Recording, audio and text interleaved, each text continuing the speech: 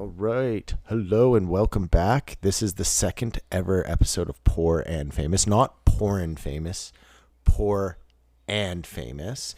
I'll just give you guys a little brief history of the name because I thought of it. I think it's hilarious. Well, not hilarious. It's funny. Is like, you know, it's like everyone wants to be rich and not famous. Like you want to have all the money but none of the fame. I'm the opposite. I want none of the money and all the fame. I like it.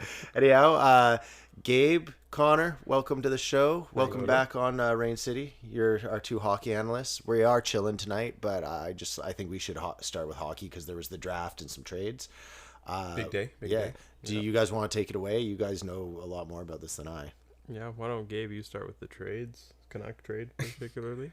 What, the Kane for fourth? Yeah, that's solid. I gotta say, for the draft, something that was just so funny that today was the Staples easy button. Yeah. That just it was funny. It was comical. Okay, was the one of the trades, or were multiple of those ones you guys heard? Did you know prior Well, to? just the Dobson one. It was just silly. I don't know. I think we had mentioned earlier, we were laughing at the fact that like they had that button all set up and they were probably worried that there would be no trade at the draft. So they had the Dobson one, which was already completed earlier in the day, and they just had it like there for show so someone could slam the big red Staples button. For a few seconds, we're like, another trade? Yeah. We're like, oh, and Psych. then it's like, nope.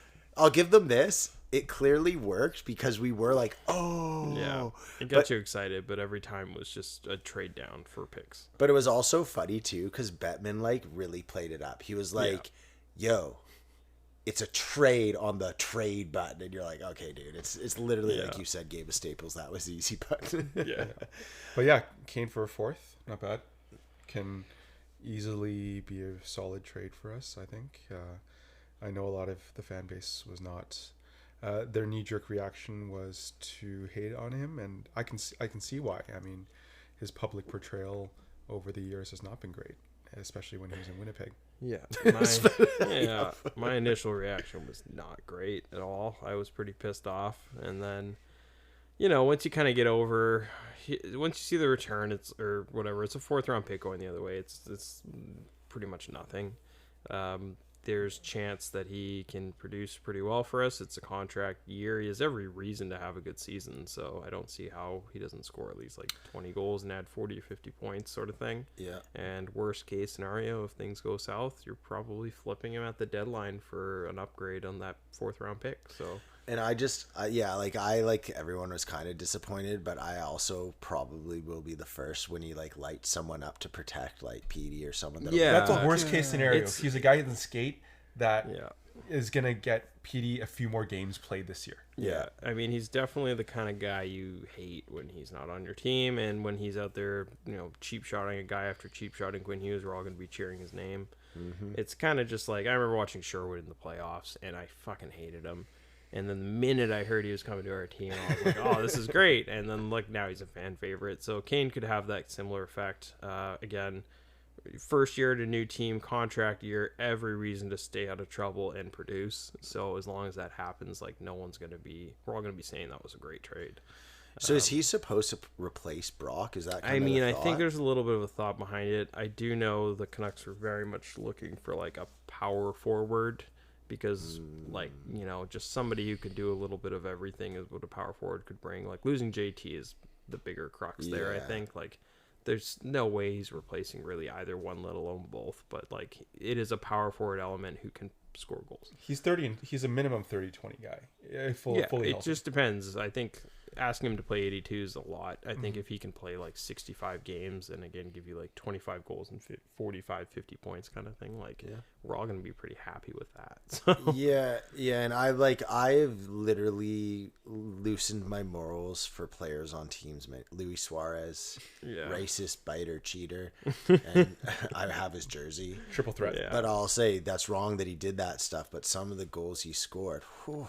Yeah. So if Evander comes out with a hot season, I'm not saying I'm getting his jersey, but if it's on sale at Sport Check in 3 years, I'm getting his jersey. Who knows? It's a solid number too, 91. Is that his number? I believe so. Oh, dope. Yeah, I mean, I'm just happy, honestly, Brock's leaving our team. I don't hate Brock or anything, but I've just for a very long time kind of been like, hey, I'm out on Brock. He's got injured. He has emotional things that are beyond his fault, but it's like constant where you're kind of like, I'm just ready to move on from him. Like every single season you're sitting there being like, this is and let's forget about last season. I know he scored 40 goals, not last season, the season before he scored 40 goals, but like every single year his entire career we're like, this is the year he's going to be a 30 goal, 70 point guy. And like he did it one time 2 years ago when everything went right for us. Otherwise it's been injuries and a 25 goal, 50, 60 point guy. And there's nothing wrong with that. But if you want like 8x8, like, yeah, go elsewhere. Yeah. Like, I think the big thing is nobody wants to lose him for nothing. no, Yeah. that's where I think the whole deadline finagling, and Canucks are so bad for this. Like, we suck at every deadline.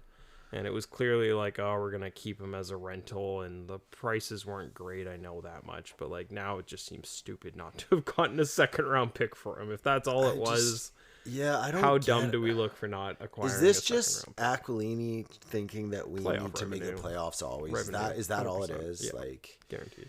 Also, stubbornness from management. I think we're now dealing with an equally stubborn management, potentially to the Benning era, which, like, I was a Benning apologist and just how much I wanted us to just not suck, and just, like, kept thinking we were just the one trade away or one prospect rising away from something great, and then I thought we had it 2 years ago. But I don't know. Like, I know so many of our friends are just like, fuck it, tear it down. And it's still hard for me to like grasp that. I don't want to tear it down as long as Quinn Hughes is on the team. If he says he's out, then sure. But I just feel that like changes that everything. sucks, But like, until the day he asked to go, like, it's foolish to do that. So Quinn Hughes is going to become like one of the best all-time defensemen in the NHL by the time his career's done, 100%. barring severe injury. He can get injured, just not severely. Yeah, no, I for a long time thought he could have a career similar to that of Erik Karlsson. I actually think it's going to be better than that.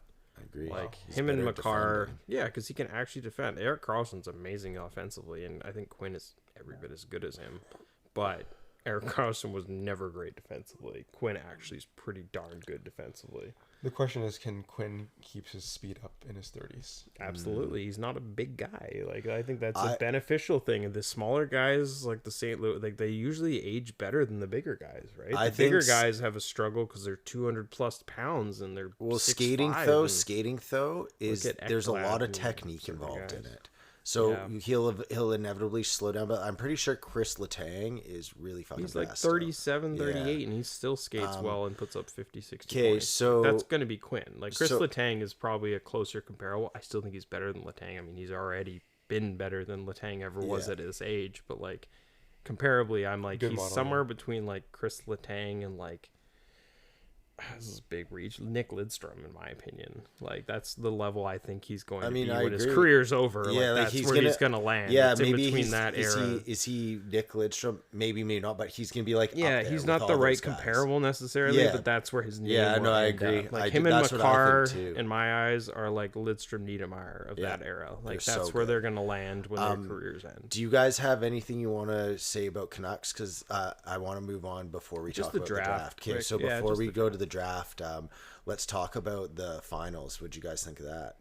Yeah, I mean, it was not as fun as last year. It was a better run last year, going to Game 7 and everything. But Florida's just a juggernaut. I don't know what else to say. It's just the same thing Tampa Bay was a few years ago, where you're like, how is anyone going to knock them off? I don't know. Till they get older and Yeah, not as good. and Yeah, like same with Tampa Red, they started getting hurt and older, and that's basically what happened. Stamkos aged out, Vasi got hurt, kind of just like aged out and stuff. But fucking Nashville. Florida's the same thing. Like, it's a few years. Like, their core's not old. Do you think Sam Bennett's going to go back? Oh, He just resigned signed today, 8x8. Yeah. Oh, breaking news! Here first. Yeah. 6-7 hours ago, but yeah. Yeah, Gabe, what do you think of the series? solid, man. I mean, I always hated Marchand, but he's undeniable. He's goated now. He's undeniable, He's man. goated. He I, really I is. will say I did call it on that last podcast. Did you? That Marchand's addition would put them over the top. All right, Yeah. right on. Good I on mean, you, dude. There yeah, you go. just claiming that. Just Hell claiming yeah! that. Put But, your I mean, hands up, hands up. It was just a sick top 6. It's just and their bottom 6 just come on. Well, actually, weird fact. Technically, Marchand was their third line. So What? their third line was Marchand, Lundell, and Luosterainen. Yeah. But it was what we had with Garland, Lindholm, and Joshua in the playoff run, where they were our third line. But it was a team with 3 second de facto first lines, because one line also on Florida has Barkov and Reinhart, and the other one has fucking Kachuk and Verhaeghe. You know what I mean? Like, they have lines, Bennett for Kachuk and Verhaeghe. Like, that was their second line. But their third line was Marchand, Luosterainen, and Lundell, and they were like the matchup killer line. But that's always and what their power play was just insane. Yeah, but the team what was that their the team second that power play? wins. I don't even know. It must have been like Marchand and player. I think Marchand was. I don't know. Their team was pretty. Yeah, but generally the team that wins the cup or even just makes the final, their third line is technically a second line. Yeah, or even Tampa was the whole thing with Yanni Gord and whoever they had. I can't remember. I mean, there's one point Braden Point was a third line center for them, and they won a cup. Like, that's how you win, right? You have 3 complete lines. That's generally how you do it. And then the reason it's so crazy if you repeat or somehow three-peat is because... Wait, did Tampa three-peat?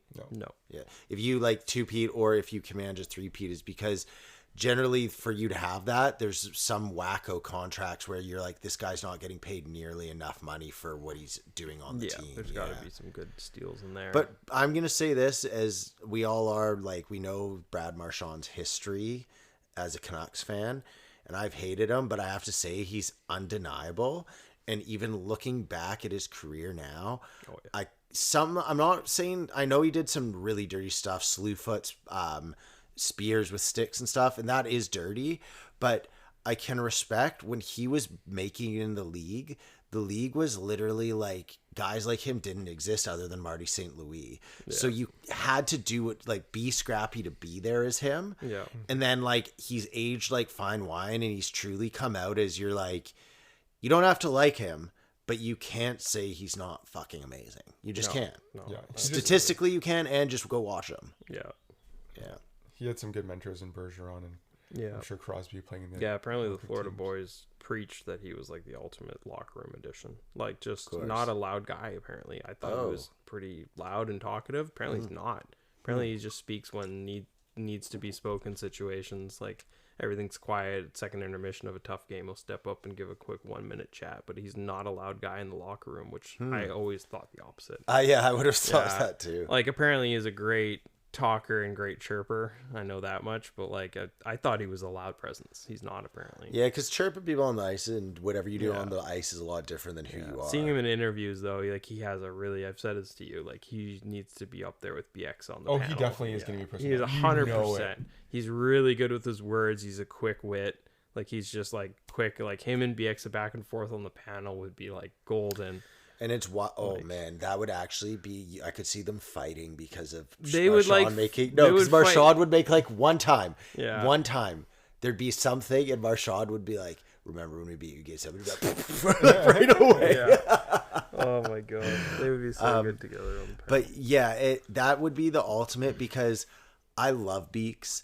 And I don't mean to downplay his career, because he's had an amazing career. Yeah, but it's not. It's not Brad Marchand. Imagine if you had that Marchand dude to sit there and talk about the goals in the Cup Finals or whatever games, or the Olympics, or the Four Nations he just played in. Like, there's so many things you could take from him, and how many conversations he's had with the Crosbys and the Bergerons, and knowing exactly what they're like when they're dialed in, and like that. That's the kind of insight I want to see. But like, he's if I'm not mistaken, he's the third man when McKinnon and Crosby train. Just no one ever talks about him. It's always like McKinnon and Crosby, but he's always there. He does hang out with them quite a bit. I know in the off seasons, training wise, he's just.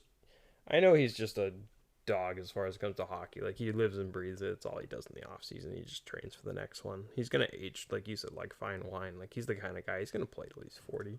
Yeah, it would be hilarious if the rumors happened that he went to Toronto. Oh my god, that would be unbelievable. Yo, and then he just loses his wheels. Completely. I would love it if he went to Toronto and somehow won them a cup. It would be. That would be like that. Would you put a huge stamp? You'd be like, goat, double goat. Yeah. What? That'd be weird. All right, moving back to the draft now. Let's first talk about Does either of you, how do you feel about just the start of the draft? Because I don't know any of the guys. Like, what do you guys think of the first overall pick? Don't ask me. Ask this guy. I'm not gonna lie, I'm nerded out on the Please draft. give us all the stuff, like as much as you'd like to. Yeah, up into. Don't let me go too Coots. long. Yeah. So yeah, first overall, Schaefer, legit stud D-man. I've heard a lot of comparables to somewhere between like a Heiskanen and Dahlin type. Oh wow. And it's that kind of draft, funny enough, too, specifically the Dahlin draft, where it was like, here's this great number one D-man, and the rest is kind of a, who knows? Like, we'll see. Like, it's just not a deep draft, but there's still good talent there. It's just one of those drafts where half these first rounders may be fringe NHLers. Okay. It's just, that's most first rounds, honestly, outside of deep drafts. But yeah, Schaefer kid, legit stud D-man. This is why they traded Noah Dobson today as well. Okay. Like, this kid's right. probably stepping into the league next year. Dang. Worst case, he goes one more year, and then he's going to enter, and he's going to transition pretty quick. Like, he's like 6'2", 6'3". And where did he go to? Islanders. They got gifted. Yeah, Like they were like 10th or 11th in the draft lottery. Right. And then they bumped all the way to 1, so I mean, that's pretty awesome. Why would that never happen to us? I just want to say this: the Islanders are the most undeserving team. Yeah. Why is that? They continually sign players to the stupid contract. 6-7 year contract, like the Anders Lees, the Siskases, Pierre Engvall. Go off. I don't Go even off. know. they had Andrew Ladd. Yeah. He's still on the roster. They're known for the best one of all time, DiPietro. Oh yeah. Like my DiPietro. They contract. started the jumbo contract thing. They're like the kings of terrible contracts. So they don't deserve this at all. I know, but I will say also, going back to the draft, they had the best day. Yeah, they did. They got the number one kid like year and day or whatever, and then they made that trade for Dobson and picked whatever it was, 11, 12, 12, 13, or I can't remember the order, but they picked two pretty good kids there too, with Eklund and Etchinson. Like, both of them are like really good pickups, both slid. Yeah. So it's like they had a great day. Nice. Well, I'm But glad. yeah, outside of that, I mean, I'll just quickly recap like the top, 5 or 10 guys. Yeah. So Schaefer won to Islanders. Number 2 was Misa to San Jose. Michael Misa's a really interesting kid. He scored like the highest point totals in the OHL since Bedard or like McDavid and such players. Oh shit. He's got a big body on him too. So like, I've heard a lot of comparables to Marian Hossa. And he kind of like same. It's a very good comparison. Yeah. Like, good two-way lanky guy, speed, scoring touch, obviously, with like putting up like 170 points in 78 games. Or Hossa was the reason Chicago. Well, Chicago had a lot, but he was like that low key super good player they had. So he was a really interesting pickup. Number 3 to Chicago was Frundell, big Swedish kid. A lot of comparables. Like, this is high comparables, but like, people are saying he could be Barkov. Okay. I don't. That's a big ask. Yeah. I'm trying to think of a better secondary option, but just in that frame, like big, massive Swede, kind of looks like a Swedish Barkov, honestly. And what I saw, like big chubby face on him, like Barkov had. And I don't know. He's just a big kid. Like, he's ready to go next year, and he's a center. So I think the idea is, honestly, I don't think Bedard should be a center. I think they kind of know it too. Bedard's a way better on the wing. He's like 5'9", 5'10". He's too small, and he can't win a face-off. He can't win a face-off? No, he can't. Really? How do you win a face-off when you're like 40 pounds lighter than the guy in front of you? Fair enough. Like, you know what I mean? Like, there's no guy that small that wins face-offs. Is this talked about a lot? It's talked about a lot. Interesting. Yeah, Chicago is really worrying. I think that, like, not worrying, but like, I think they're thinking there's a world where, like, because the comparable was always Patty Kane. And like, Patty Kane's not, a center either. You can't do the defensive duties. And Bedard and win a face-off when you're 150, 60 pounds. And you can 5'9". stick handle and shoot. Yeah, like, there's a lot of worlds where I think he's better at wing. So I think this drafting of this Frundell kid was a big part of that. They're like, here's this massive future potential first-line center for you to play with. Right. So that went there. Just quick recap from 4 to 10. They all went exactly as expected in like every mock draft. It was like this Porter Martone kid, Brady Martin, James Haggins, Jake O'Brien. They're all just like mostly centers with potential top 6 upsides. It's because every team knows that the center is the most valuable. Because you can always turn him into a winger, but you can't turn a winger into a center. Has that ever happened? No, I don't think so. A winger. I'm sure it must have literally, but there's not like any like occasional guy that'll do it. Like, even like Brock would occasionally take a face off, usually just if Petey got kicked out of a draw kind of situation. And a lot of these kids have played these positions growing up, so I'm sure Brock has taken thousands of face-offs in his life, so it's why he would take the odd one, but it just doesn't work. Like, it's always like half these kids that are drafted as center will go on to become wingers. Yeah. So Bedard is just, he's just another one of those people. It's crazy that we probably know more defensemen that have become wingers than wingers that have become centers. Probably. That's Bufflin. Yeah, that's right. wild.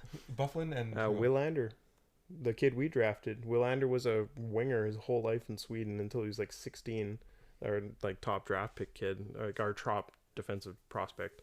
You're gonna probably start seeing this year, but like, nice. he was a winger until he was like 15 or 16, and then he transitioned to defense. Damn.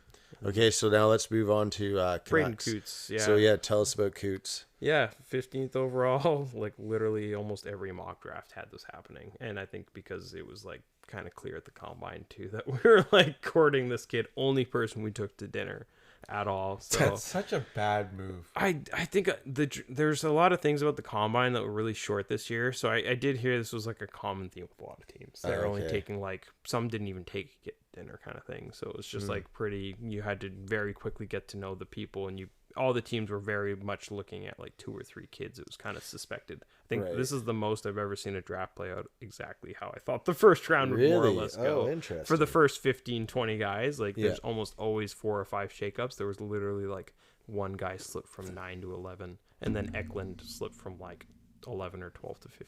That was it. Okay, I have to say, so I'm going to trash this, but I also give plaudits to it. It's kind of like the Seattle opening, because I appreciate the NHL was trying to like up their game in production and everything. But once the player got drafted, they walk them into the back, and then they stand in front of a screen and talk to like the management in front of everyone. I just thought it was just was awkward. It was like weird. Were they trying to do like an award show, kind of like Oscars kind of? No, I think they're just trying to like up the production. Like, they want everyone's faces, because like the more you have like everyone's faces and they're talking all this stuff, I just think it makes it feel more like what's going on. Like, it's just more personal to you.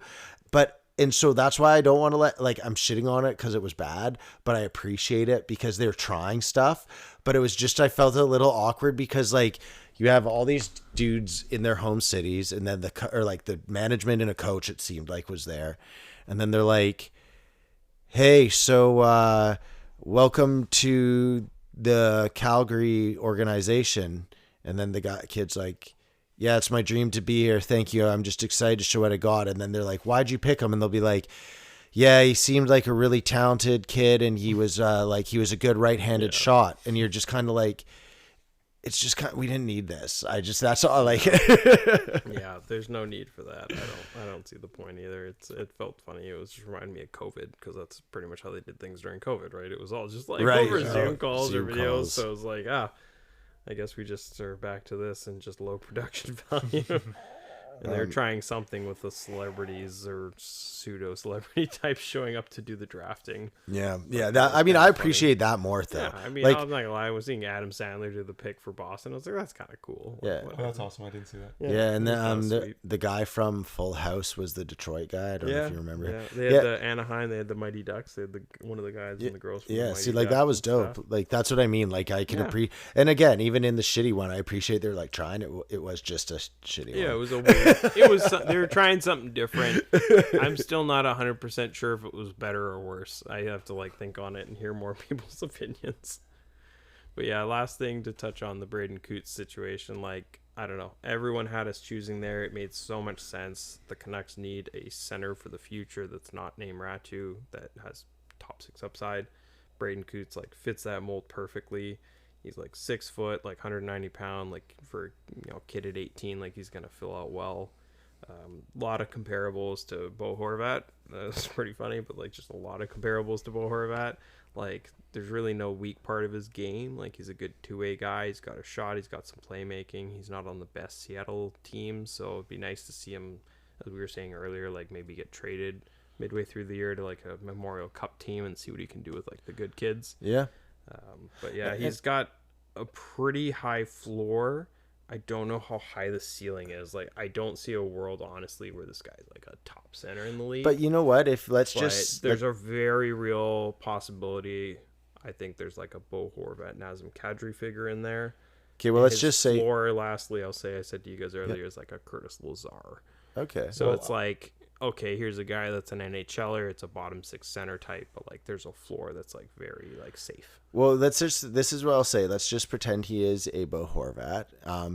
I feel like Bo Horvat's biggest flaw was he was the face of a franchise and he wasn't that. But if Bo Horvat's on your team and he's not, that's a really good player. Yeah, to he's have. your third, fourth, fifth best player on your team. You're doing really well, right? Like that's kind of what you're looking for. Like again, like you look at like Sam Bennett on Florida, and he's like their fifth best player. But when your team's that deep, you just need everyone to chip in, and just somebody has to shine, and then you'll win a fucking cup. So it's like that's what happens when you win with good teams. You don't just have to have your best guy be the best. It doesn't have to be McDavid winning the cup every time. Well, it hasn't happened. Yeah. Right? Well, that's the difference between Edmonton and Florida. Edmonton's basically there's two guys in a depth cast, and then Florida's like there's like 5 or 6 guys, including Bobrovsky. So it's like you just need one of those guys to step up every series, and you can pull this shit off. Well, outside of it being Edmonton, I do think that where we know my disdain for that organization, it is fun to see that turns out just having the 2 best players can't make you win it. Like that's nice to see because that's the one thing about the NBA. I love the NBA, but there is kind of a thing of like if you have the most superstars, you generally win.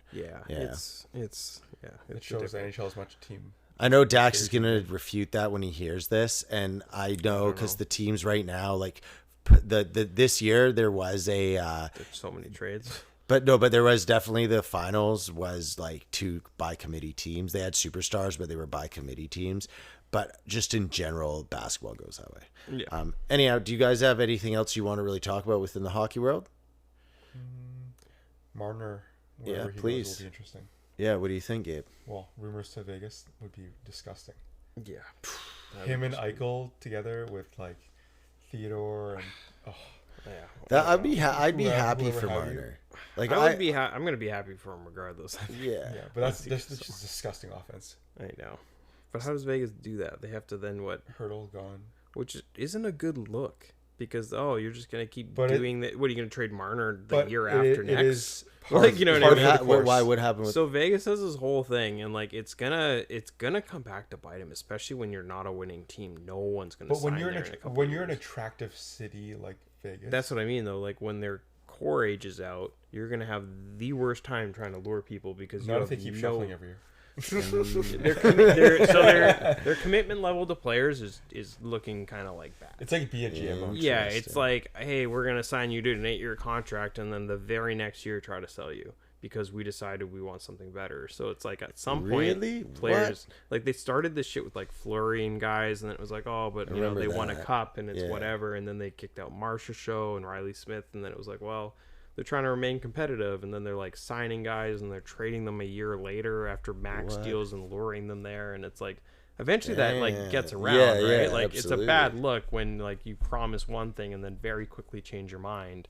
So like to keep doing that, like players talk and like that becomes a known factor. Agents are known for things. Your agent's gonna warn you about that and be like, hey, just so you know, like their commitment level to the players is pretty terrible. Yeah. So like it's one thing when you're Vegas right now and you're still a good team, but in a year or two and you start to age a bit and become more of a middling team, like no one's gonna sign there. Yeah. Because why would they want to trust you when everyone else's commitment level is like clearly much, much higher than yours? Like they don't treat their players super well. I just can't see Vegas being an attractive city to be in for very long. That's my thoughts. I get you too. go there. I've been there enough for once or twice to know that like I'm sure it's not bad, but like say you go there, so you play your hockey, you're competing for a cup, or like you're a contender team, even just for like high playoff hopes and all that. I get you go there, you play, you make money. Yeah. But I also can see you going there, having a really good time, and then also maybe getting into trouble to the point of like, not when I say trouble, not like literal trouble, but like what else you go out gambling and what else is there to do in Vegas besides like that's what I mean. And all of a sudden you're like, yo, if I stay in Vegas, I'm gonna like spend all my money and get the best life. So I don't know. It's like I know you can buy a house cheap there, and that's great and all, but like you live in the desert. And like outside of going into like the Vegas Strip or whatever to have fun. Like, what else are like? I don't know enough about Vegas to pretend I know, but like it feels Zach's, like when people are like Edmonton's great. I'm like, well, other than the mall, like, what else am I supposed to do there? Zach's bachelor party. Literally, we drove to the Las Vegas Bowl, like wherever it was. Yeah, I was with you guys. And it was just I know it was just like flat as far as I could see with nothing, and you're just like, oh, this like is it. Edmonton meets desert, and that's what I kind of got my vibe of Vegas. Like, it's fun, and like the strip and everything's crazy good fun. But yeah, I just living there, I don't really know enough to say, but I don't think there's a lot else going on. Yeah, at least it's easy to get in and out to other states. That's true, I guess. That's the only positive I can see. Okay, so I don't know if you guys have heard of my bold statement of the week, but I have one this week. It's pretty controversial. It's bold, and I'm sticking to it. You ready? Because I need your guys' thoughts on it after. Okay, ready?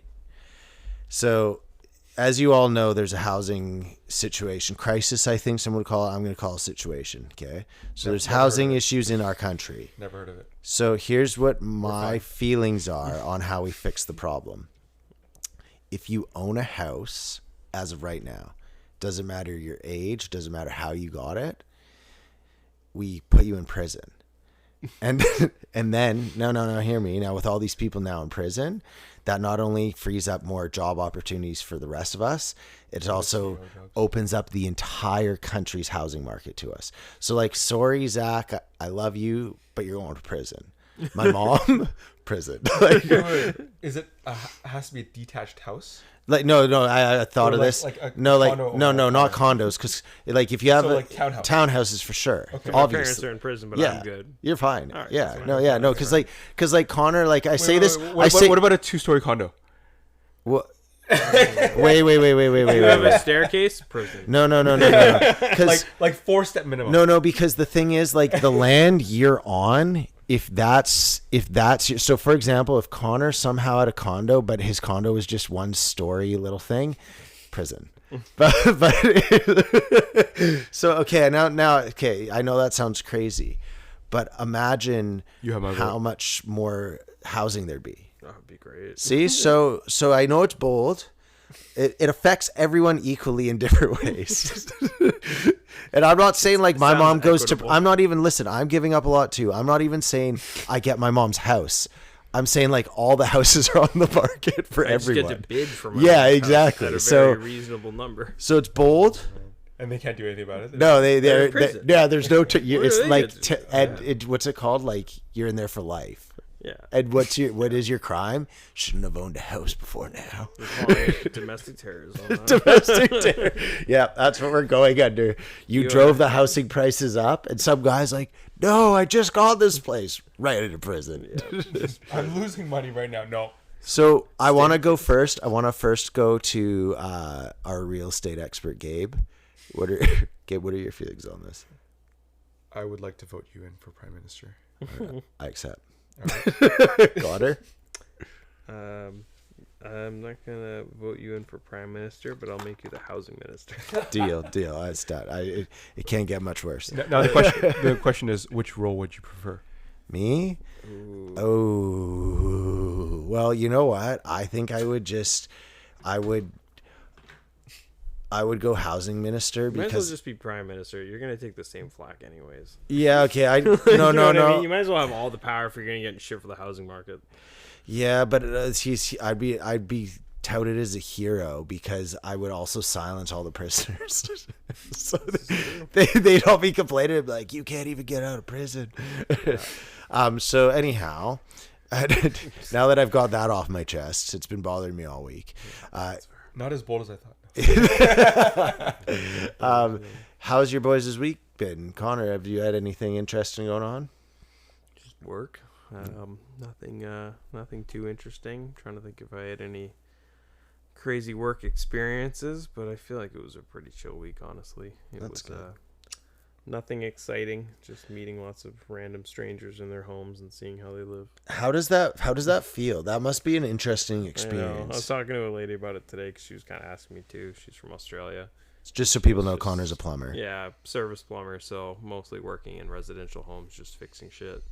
And Yeah, it's always interesting. I love a good week where I get around lots as far as like different people's places, houses, seeing different jobs. A lot of people, I feel like, hate that, but I like troubleshooting and having a different day every day. So probably got into like a good, I don't know, 15, 20 different homes this week. And Nice.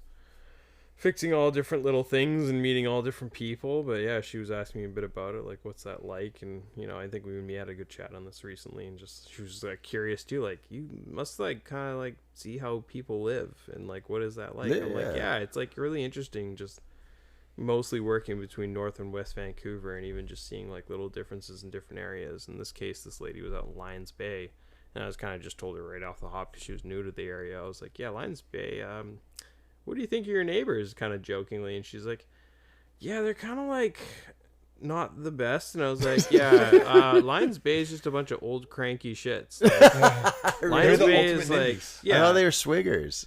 I don't know what's going on there. Everyone's just old and pissed off. Like, it's just the They're weirdest past the thing. swinger face. Yeah, that's why they're pissed. Yeah, I think they're. My pills don't work anymore. No idea what's going on 15 over there. Viagra, my Yeah, penis everyone's is just soft. super nosy and super pissed off. Like, it's just so weird. Like, everyone's in a bad mood and complains about everybody. It's like this weird high school Really? drama amongst old people out there. I guess it makes sense though, because they are just their own little community. They're aren't very they? much their own community out there. There's only a few thousand people in Lions Bay in total. Like, there's probably Really? as many people in Lions Bay as there is in like Ravenwoods and Deep Cove where I live. Like, it's like because a lot of them own like massive, $5-10 million homes on the That's water still and stuff. bigger than I thought.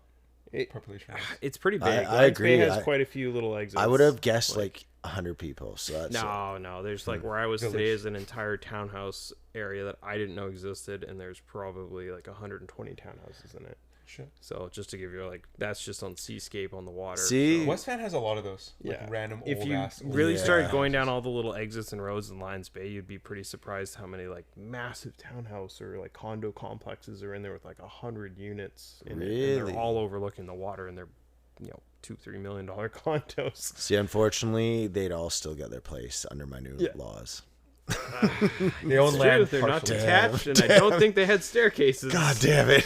So, but yeah, it's just interesting seeing that and just talking to her, and then talking to her about like, yeah, I work anything from a $15 million home in Radcliffe to like the shittiest hoarder's bungalow in North Van decrepit street. Okay, Like, that's what I was gonna ask you. Would you say there's a lot of hoarders, or are most people more like, I don't want to say clean, but like their house is clean enough?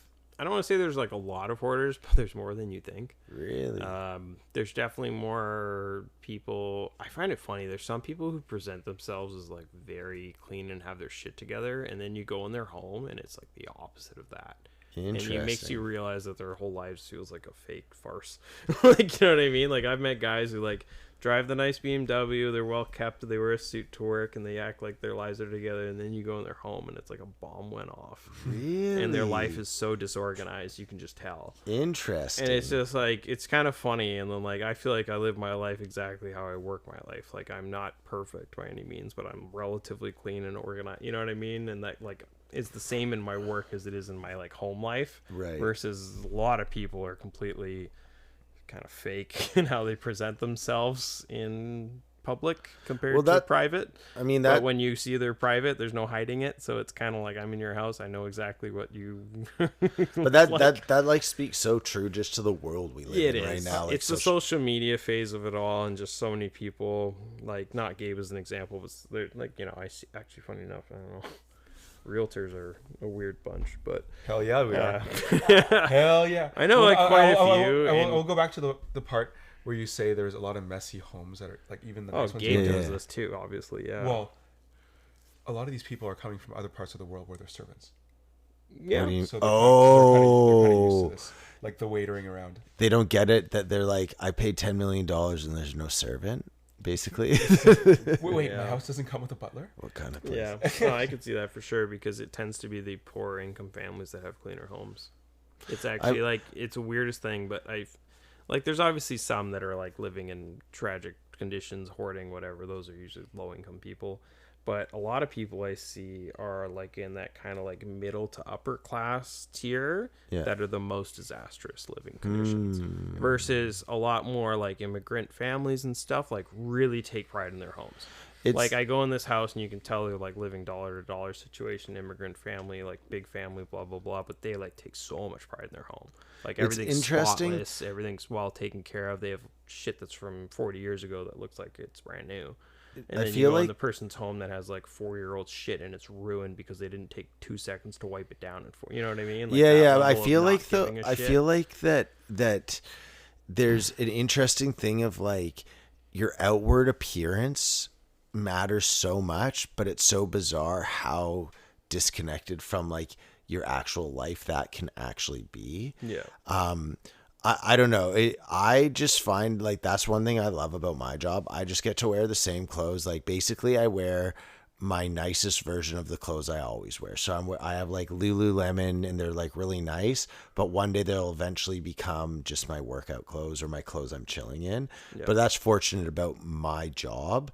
But if you had to choose, do you think it's more important to have your outward appearance or your like your home life appearance more cleanly? I guess again, it would depend on your job, in fairness. Like if I was someone who had a job where I needed to be presentable, then like obviously it would be important to have that aspect probably be more prioritized than my home life. But I just find it's more of like I don't know, it's like this weird persona of like, I've worked so hard and have my shit together and blah blah blah, and then you get home and it's like the opposite. Well, that's because like Gabe, that's your job. I'm not saying you're like the uncleanly, but you have to like you have to present. I resonate a lot. Yeah, with that. I spend so much time working and keeping it outside exterior. Yeah, that my home is a little messier. I will say different in like if you're putting in like extreme hours. So like in some cases, like if you're putting in a 10 or 12 hour day, I don't expect someone to go home and clean their house. It's sort of situation. It's more just like I don't know. It's like that classic, like you can just tell these people come home and just their phone takes over their life or whatever it is. And maybe they do have home stuff, but. Well, I don't want to get into phones because I could talk for 3 hours alone about phone addiction. I think it's like my hobby. I think it's just distractions in general. Like we have so many distractions, especially when you get home and you've got devices everywhere or whatever it is. And it's just like, it just seems like too many times I see it in the house where I'm just like, oh, like, I don't know. There's just a mess or there's just like, oh man. Okay, wait. Like kids being unattended to. I've seen it all, man. Okay, I want to ask you this then. I'm going to get into it. Do you guys, when you're home alone, do you have to have a screen on of any sort? Like just something? No, not always. I mean, I'll admit I do have the TV on a lot. So because I'll just start by saying I always have to, if I'm alone, unless I'm reading a book. Oh, even then, if I'm reading my book, you've seen my like lo-fi music I play in the background. Yeah. Even then, I have to have that on, or else I find I get this weird like, when I say stress or anxiety, I don't mean it in like the literal sense of it, where I'm like stressed out or anxious, but I definitely have some weird like light form of that. So do you guys understand that? And do you have that same thing kind of? I mean, I think to some extent, all of us do for sure. Yeah, not 24/7, but I mean like I can't go long periods without something, if that makes sense. And that sounds bad, but like if I'm at home, like often I get home on my earlier days to go see Bailey and like take her for a walk, blah blah blah, and then I get home and like I could easily, and I do some days, just like turn the TV on and maybe I'm gaming or I just have music in the background or whatever. But like lately I've been trying to like not turn it on until like after dinner, until like Brianna's home, so I just like, whether it's paperwork or just playing with the dog or just like doing chores. Stuff. I don't know. I try to make a point of just not always having it on. But I mean, if I'm just supposed to sit there with my thoughts, I don't know. It's one thing if I'm reading or I'm preoccupied, but yeah. What about you, Gabe? Yeah, a little bit more scroll heavy these days, but like, sorry, go on. Oh no, just so like genuinely, I think you guys are like hyper addicted to screens, and when I say that, I'm not. I am too. I would not even. No, but like, and even what you're saying is just, I think, kind of like weak excuses. And again, I don't say that like above you, because I have them too. Like I say the same things, but the reason I say this to you is because I actually think I'm really on to something with this, and I say it because I love you as friends. But like, think of that the next time you're doing this stuff is you're extremely addicted to it, and just admit that to yourself. It's fine because everyone is. But what I've seen more and more is I'm like, right now, dudes, I'm so proud. My screen time on my phone is under an hour and a half a day for the last 3 weeks for per average for, and it's, I think this week it might be under an hour, and I have all these things I've been trying to do that. Part of the reason I read so much, I don't game as much. And again, you've seen my YouTube. I love YouTube. Like, I'm not fully unplugged. I'm trying my best to, but I'm not, right? Like, and I listen to a lot of Spotify, podcasts. So again, I'm not fully unplugged, but the one thing I've just noticed is I feel like I was in this like really heavy haze, really heavy. Yeah. And it took about 3 months for me reading to come out of this haze. And the more I've got away from it now, it's been about 2 years, because it was before Juliet was born when I started to try and get off my phone and all this stuff, is I've realized that like we're all so addicted to our phones and screens. But the problem is everyone's doing it. So like, for example, the things you guys just said where I was like, oh, they're kind of like weak excuses. Everyone has those all the time and no one's willing to admit. And I think it's like literally humankind's problem right now. Oh, 100%. Like it's actually a huge problem. Recently, I'm hearing this famous doctor reality guy talk about it or whatever, and he's he's a doctor, and he was like, oh, it's just like 100%. He was like, social media is the new smoking or cocaine. Like, I think it's worse. Well, just in the sense of how it was treated, right? Everyone thought for some reason that was never bad for you. It was just socially acceptable to do it in public 24/7 because somehow people just like putting white powder up my nose or chugging back smoke in my lungs was not bad for me.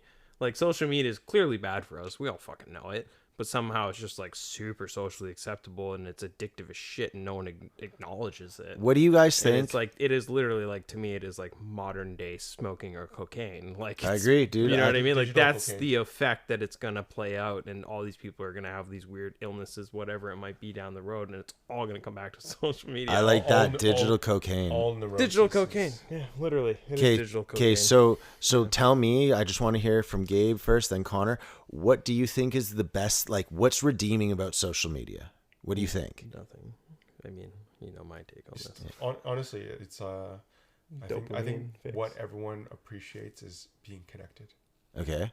Yeah. Okay, cool. Connor? I would argue it does better job disconnecting than connecting, but for me, it's nothing. Like, I've always said this, for what little redeeming qualities there are, the bad ones far outweigh the good ones. See, yeah. Like, even if you can sit there and say this is something good, I could probably point to you how that's equally as bad, if not worse, and there's probably 10 things that trump it.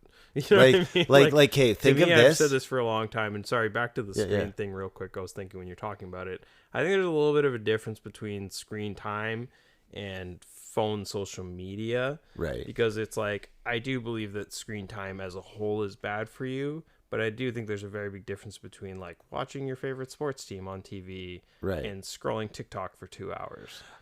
See, I like, to a degree I agree, but at the same time I disagree, like, because I think, like, what's the difference then between watching a movie and reading a book if it's a fictional book? Like, they're both literally just I think it's actually funny you say that. Is I think I'm getting my imagination back from reading books. That's like so a little bit, so yeah, I think there is a difference of like what your brain has to be cued into.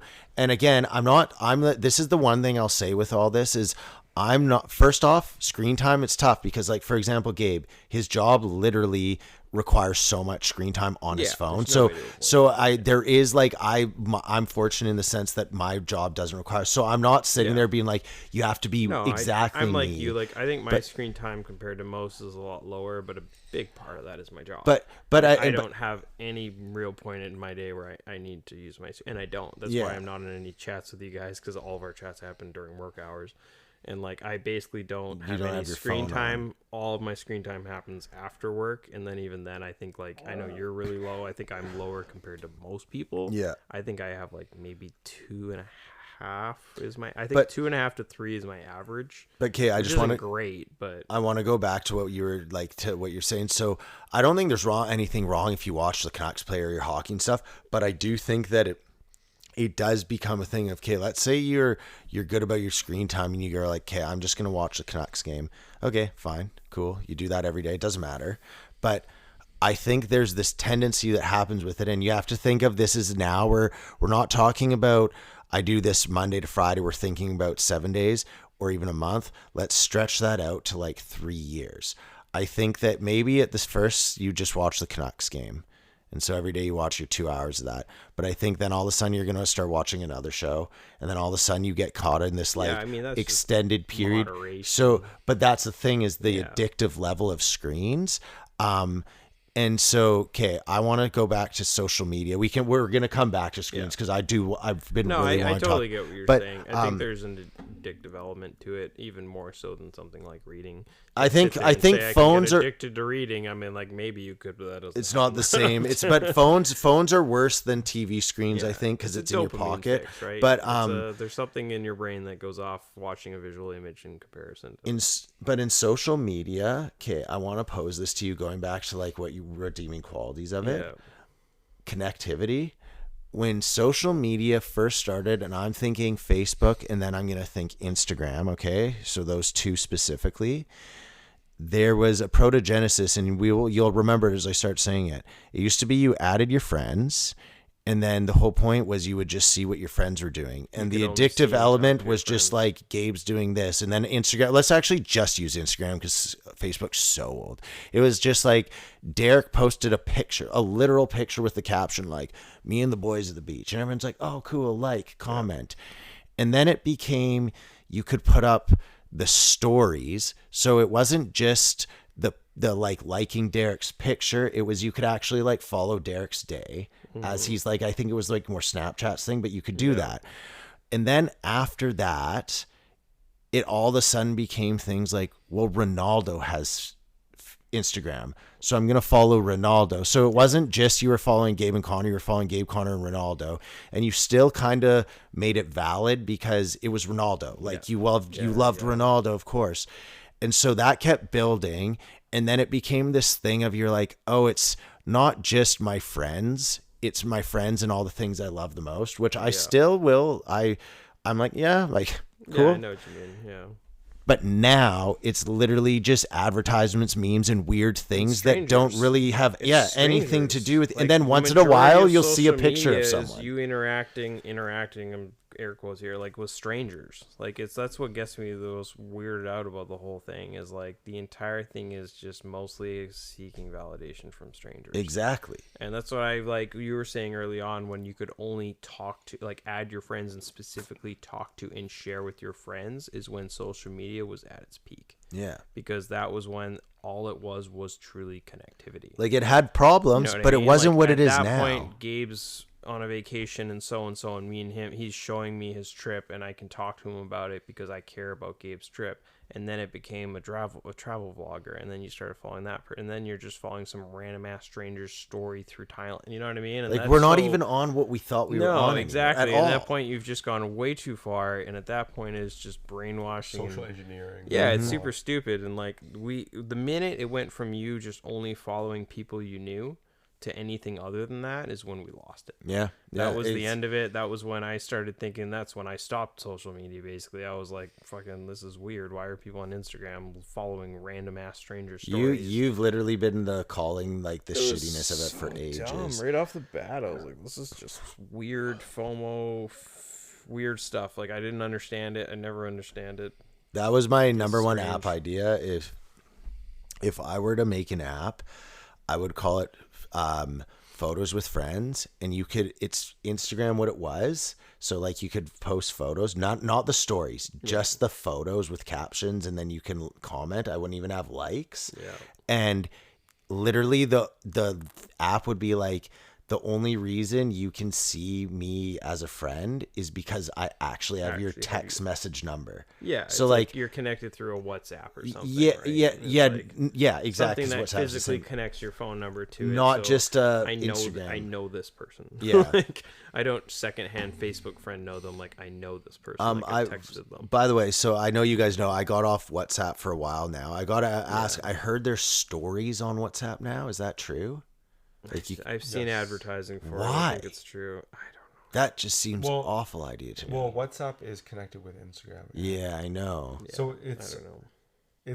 I've started realizing whatever you talk about in WhatsApp turns into your advertisements as well on Facebook and Instagram. No, it makes sense, Yeah, but it's that's fucking- That wild. makes sense. So it's all Yeah. molding into one. I That's all I it don't know. is. I'm like you, Derek. I'm not far off just deleting. I would all. delete it, dude. I'm telling you right now. Tell the people you love, and I literally I talk don't to talk much anyways. In the I talk to chats. people I just more find it's- now that like Zach and me talk more now than we have in the last like 2 or 3 years. Yeah. Just because I don't know why, but it just happened after that. Yeah, It's sometimes weird. I feel bad. Even just like sometimes I don't get to like even texting you guys back, or like I just get so many work texts some days, and then it's like I look and it's like I'm already overwhelmed by like 20 text messages, and then I see my freaking WhatsApp has like 150 messages. You know what I mean? And it just feels like this weird overwhelming, and then it makes me not want to respond to anything. Yep. Right. And then I'm like, I think I should just like it clued on me like a week ago. I'm like, I feel like if I just deleted all of the other crap, which I clearly don't need, I'm barely chatting to anyone in it anyways. Like, I think I'd be better at just like handling the actual stuff, which is like just my text messages, which are more personal anyways. Mm-hmm. And it's just like I had that random thought on me a week ago, and I know we chatted about this too, and I was just like, I think I should just do it. I don't would, know. dude. All I I'll say joked is to you, this. I'm like, I literally have Facebook to like remind me about birthdays and Messenger, and that's like the only reason. And I go on there once in a while and just start watching stories, and like somehow 3 hours or 2 hours goes away, and I'm like, I hate myself right after. I feel like I did something bad, and I'm like, what's wrong with me? Well, this Like, this is what I thought was hilarious. I delete WhatsApp. I go back on it because there was stuff I needed to get off it. This was like 2 weeks after I deleted it. I don't even know how long. It's been a couple months or 2 or 3 months now. But so like I go back on it, and there's all these messages. This was 5 days after. I go back on, and I had 1,400 messages, and they're just like, again, made me no, like immediately delete it. and don't get Like, me I don't wrong. know. No disrespect to you guys, because I No. obviously love you guys, but they were just dumb things. It wasn't it's it wasn't like all- important stuff. It was just people talking, 99% right? of it is just dumb. And one of them was Dylan randomly had messaged me, and so all I said to him was like, "Hey, dude, I just deleted this stuff. Like, just message me like direct Yeah. if you need me." And it was because he had said like, "Hey, you up?" Like blah blah blah, and so I don't hear from Dylan. And then I show up at our brew crawl thing, Yeah. and Dylan's like, yo, blah, blah, blah. And then he was like, yo, I saw you deleted WhatsApp. And then he's like, and then you even told me that if you want to talk to me, just message me direct. And I didn't. And I was like, in my head, that's like kind of proof as to why I got rid of WhatsApp. Yeah. Because like Dylan, whatever he needed me for, was only for some reason on WhatsApp, but Yeah. like he wasn't direct If it was message important, me. he was gonna call you. or Yeah, text you exactly. directly, And yeah. so it's like it's nothing about Dylan. It's just the thought of like what he did there. I think is pretty normal, where you contact people because they're there as opposed to you actually are like too worried about it. Yeah. Yeah. No, it's definitely been more and more in my mind of just the lack of need for social media. I mean, for what little I use it, which is really just WhatsApp and Messenger. Yeah. But it's just, I don't know. It's just a lot of our chats are pretty, like, I don't hate them by any means, but I mean, they're not necessary. I think It's just most- noise, to be honest. Yeah. In the most loving way. It's just Yeah. noise. Yeah. True that.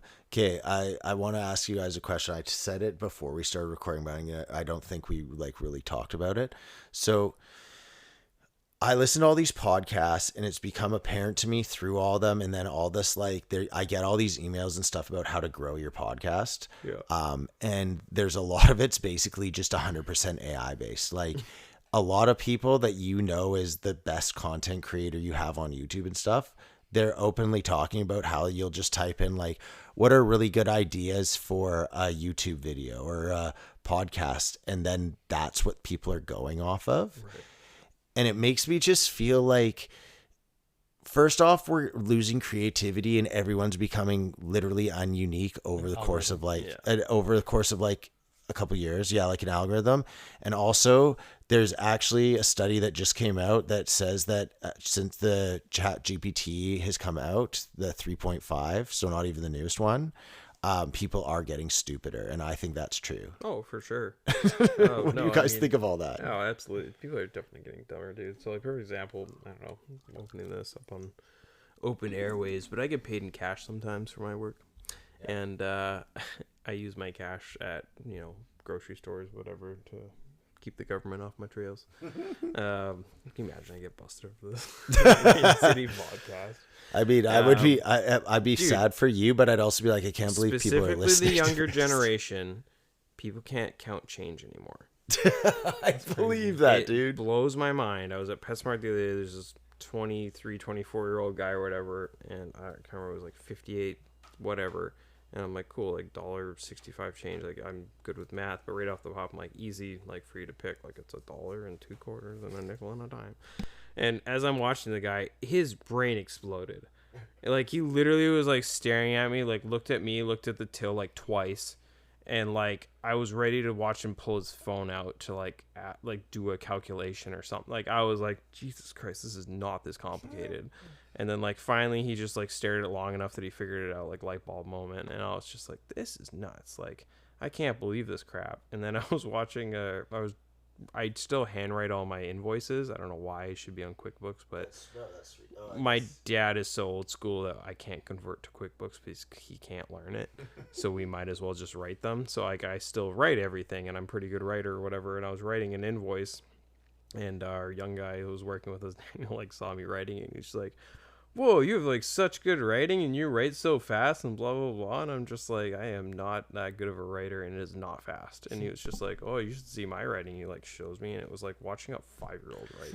And I was like, can you just like not write at all? He's like, I can type real fast. I'm like, that's great, but can you write? Well, and it's crazy. Like if we looked at our parents, their writing was amazing. So much better. They're cursive, so much quicker. It was beautiful. Yeah. Their writing is amazing. It's just relative to how much keyboard it was in your life. Yeah, 100%. Yeah. We were right in that, slap dab middle where we had to learn how to type in school, but we also had to know how to do cursive writing as well. So we were like kind of in the middle of it all. But well, it's funny because I've been writing since Juliet's been born. Me and Neve got these thick journals, and we just write like stuff about Juliet in them.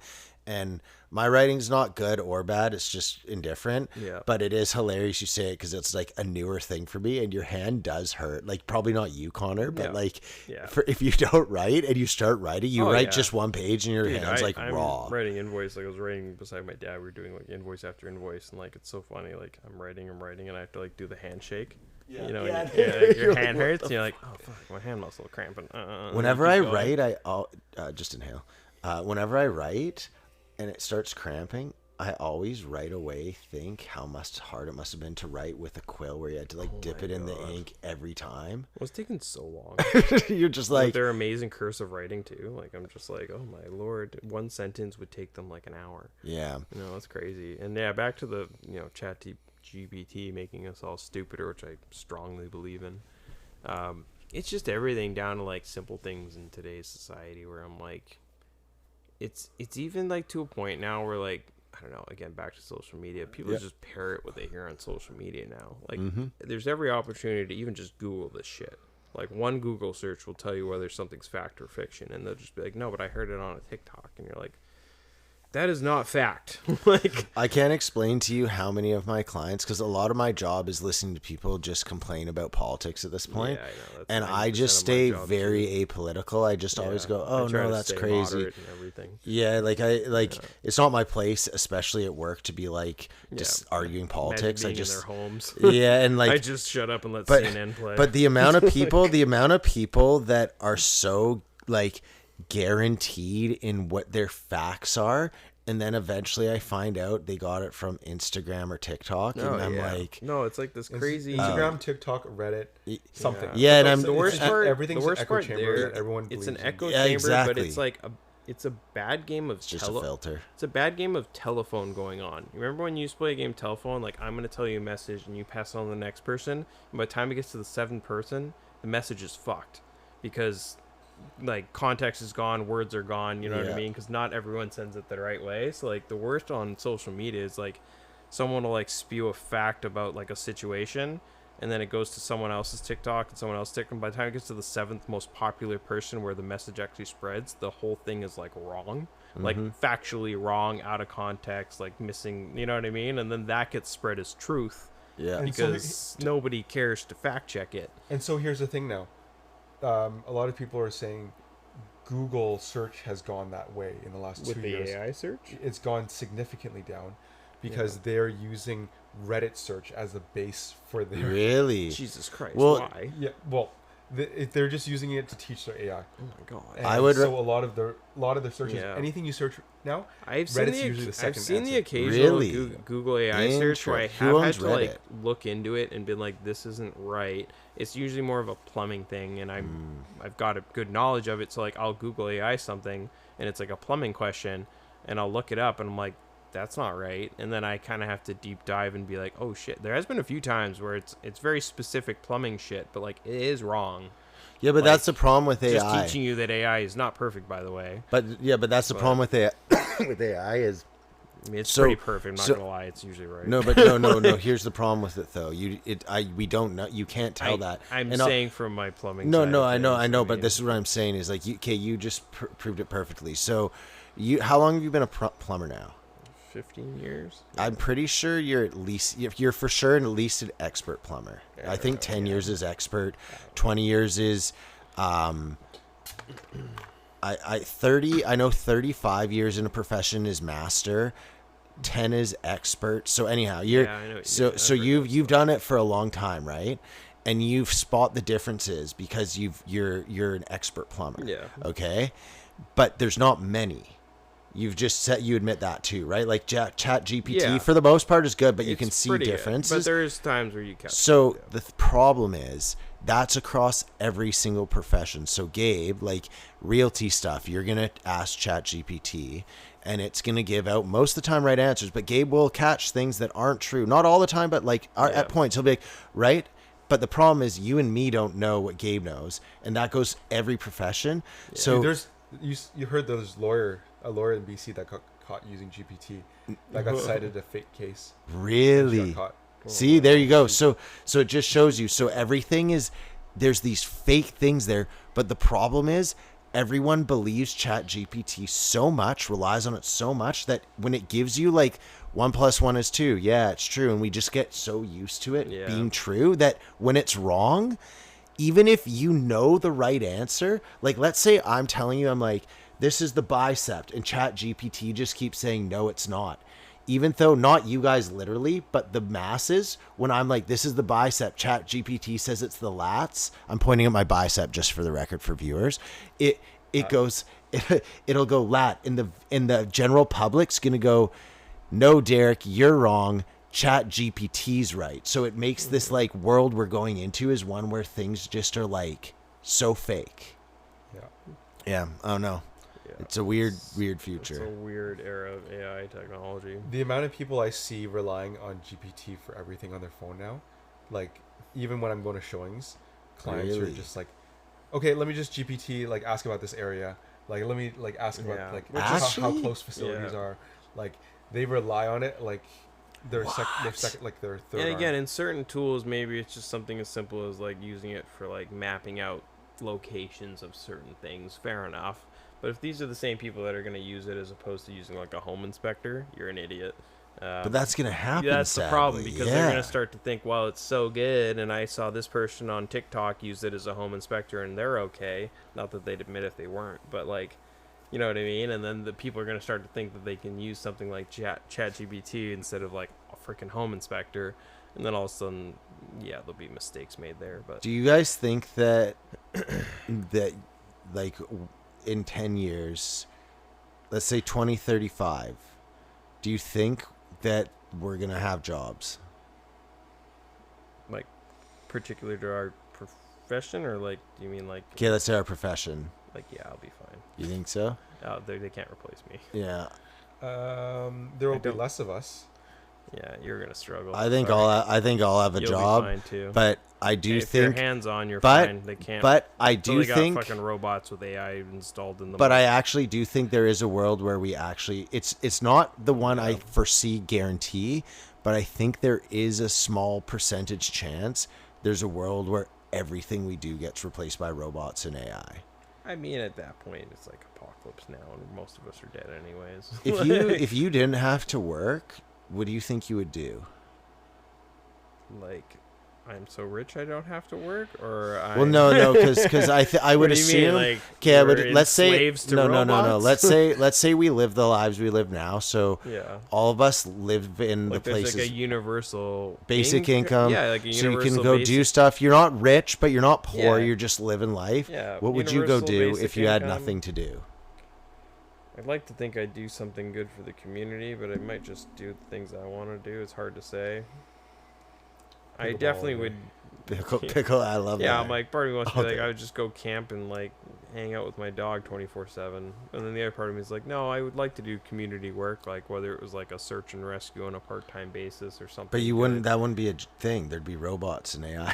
Like I don't know if they could do well. no, but probably that's would. because if everything like we're that's for this scenario I at guess least. I'd just camp and hang out with my family. Like, Yeah, I don't think know. I'd get so jacked, and I actually think I'd learn to sing and play guitar. Probably. I mean, you'd 'Cause have so much free time. So much free time, because that's the one thing that I thought was wild over COVID. I actually played guitar 15 minutes a day for 2 months and worked out every day, and then went for an hour run every day, and it was easy because Free time. there's nothing else to do. Yeah. I was unlucky and I had to keep working. Yeah, so sorry to bring that up. No, it was fine. It's probably good. You probably didn't go crazy because of that. It Gabe, you kinda were off helped. for a while, right? No, not really. Like for like a month or two. But Oh, now I was back to it. huh. We Yeah. had to do virtual showings, so it was kind of lame. I wonder do we know anyone that spent a very extended period not working? Dylan. Probably Dylan, yeah. Huh. Be interesting to talk Most to Dylan people about just that. moved remote. I mean, at that point, right? Like the Steves, Carries, Zach's, even like everyone more or less just went remote. Dax, yeah. Because Like Gabe was probably one of the few that like a lot of your work was done from the phone and contract. Like a lot of your stuff can be done without meeting. Yeah. Mine was just really annoying. I just had to, gloves, mask, clean down 90% of just. I felt like I was cleaning most of the time. All right, I think we're gonna wrap on that, boys. Thank you for being on here. It's just been fun to no chat and worries. kick Thanks it. for having me. Good old Have to be on Absolutely. this rendition of your pod. Yeah. Yeah. This is the Poor and Famous podcast. Every single person I've said it to thinks I say porn famous, and I think it's because I'm a yeah. little nasally, so it just rolls off as porn famous. Maybe. Anyhow, we should do this again sometime. One time I was thinking I didn't want to do it because the camping trip we were on, I just wanted to enjoy, and we did. Do a But I do. camping pod one It would time. be a It'd very really fun time to kick around the fire. Oh, it'd be so fun around yeah. the fire to do this. Oh, All right, yeah. dope. Anyhow, take care. Ciao. See ya.